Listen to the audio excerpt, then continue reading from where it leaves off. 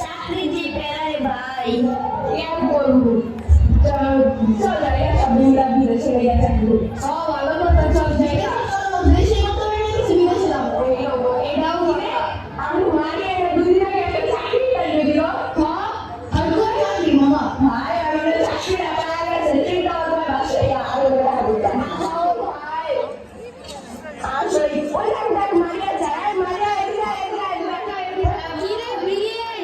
তো সরকারি চাকরির ইন্টারভিউ কি খবর আর বলিস না রে চাকরির কথা কেন কি হয়েছে কি আর হবে চান্সই তো পাইলাম না তুই চান্স পাস নাই ভাই তুই চান্স পাস নাই তুই তো আসছিস তাহলে কিছু দেখ না ভাই ভাই আর সামনে রয়েছে ভাই একদম ফার্স্ট ক্লাস পাওয়া আর কেউ ফার্স্ট ক্লাস পাইনি আমি বলেছি তুই চাকরি পাস নাই গেলে কি হবে সমস্যাটা গভর্নমেন্ট থেকে আরে ভাই আমার তো মেধা আছে কিন্তু কি কোথায় আমার তো কোটা নাই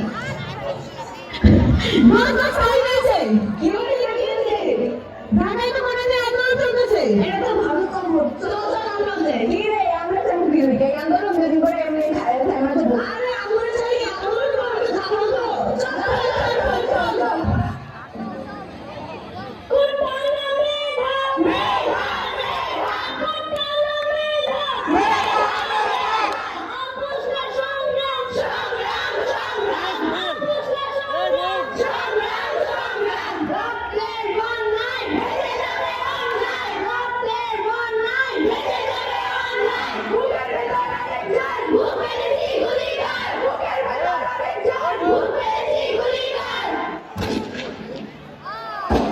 গুলি করছে ওইলো ওইলো ওইলো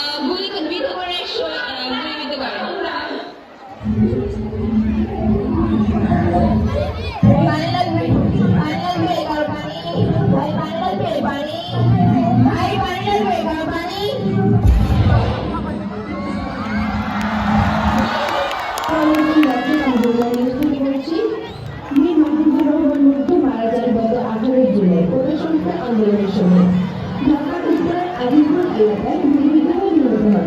যখন তিনি আন্দোলনের শিক্ষার্থীদের পানি বিতরণ করছিলেন একটি গুলি তার কপাল ভেদ করে বেরিয়ে যায় এবং ঘটনাস্থলে তিনি শহীদ হন।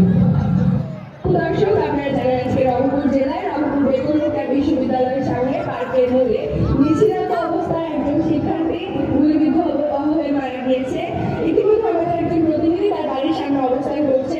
কারণ একটা মিলে আমি আপনার সাথে সংযোগ হতে যাচ্ছি। আপনি আমাকে শুনতে পাচ্ছেন? কারণ একটা মিলে হ্যাঁ আমি আপনাকে শুনতে পাচ্ছি। দর্শক আপনারা ইতিমধ্যে দেখতে পাচ্ছেন যে আমি আবুসাইদের নিজ বাড়ি রংপুরে অবস্থান করছি। আপনারা চিন্তাই পাচ্ছেন এবং আপনি সবাই আগে থাকবেন।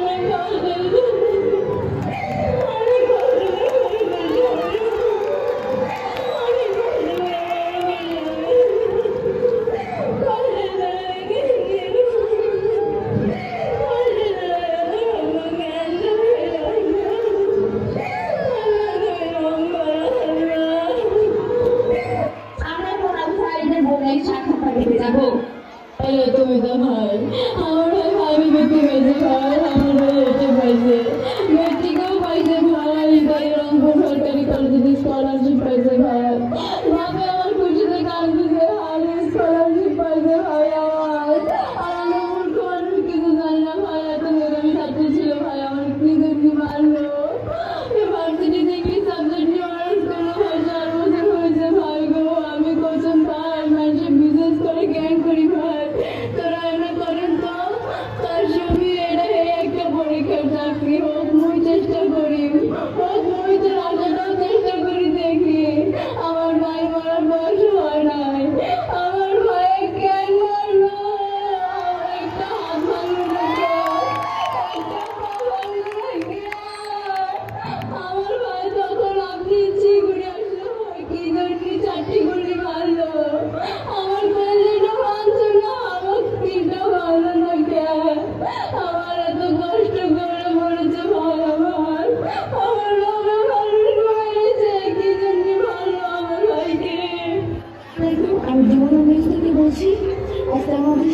করছি মহাপুকুর আসসালামু আলাইকুম।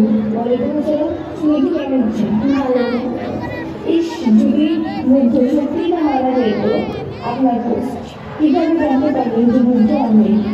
বিকাল 5:30 নাগাদ আমার এক ফ্রেন্ড যার নাম আশিস, সে আমাকে হুট করে আমাদের বললো, মুগ্ধ ঘুরে রাখছে, তুই তাড়াতাড়ি। আমি তাৎক্ষণিকভাবে বের হয়ে পড়লাম। আমার এখন মনে আছে আমি এসে থেকে গেছি ঠিক মুগ্ধ, যেখানে নির্দেশ সেখানে। কিন্তু আমি তখন জানতাম না যে এখানে মুগ্ধ রক্ত রয়েছে। রক্তের মধ্যে পানির বোতলগুলো ছড়িয়ে ছিটিয়ে পড়েছিল। আমি হসপিটালে গিয়ে দেখি মুগ্ধ বেডে বসে আছে, যেভাবে সে ঘুমায়। কিন্তু তখন ভাবতে পারিনি যে মুগ্ধ আর নেই। তখন আসলে মুগ্ধের স্বপ্নটা কি ছিল? মুগ্ধের সে স্বপ্নটি ছিল সে আন্দোলনকারীদের সাহায্য করবে, সে সবাইকে পানি বিতরণ করছিল। তবে সে স্বপ্ন অসম্পূর্ণ রয়ে গেছে। এখন আমার সর্বপ্রথম কাজ হলো সেই আন্দোলনকারীদের সাহায্য করা। আমি বর্তমানে একটি ফাউন্ডেশনে কাজ করছি। আমরা সবাই মিলে খুঁজে খুঁজে তাদের সাহায্য করার চেষ্টা করছি।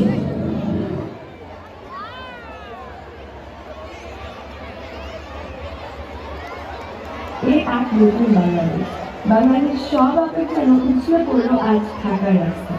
পথে পথে শুধু মানুষ আর মানুষ, কারো হাতে লাল সবুজের পতাকা, কেউ বা মাথায় বেঁধেছে লাল কাপড়। রক্তক্ষয়ী আন্দোলনে জয়ের উচ্ছ্বাস তাদের চোখে মুখে, যেন পরাধীনতার শিকল ভাঙার আনন্দ আয়োজন। ন্যায়ভিত্তিক বৈষম্যহীন দায়িত্বশীল নাগরিকের একটি বাংলাদেশি কামনা সভা।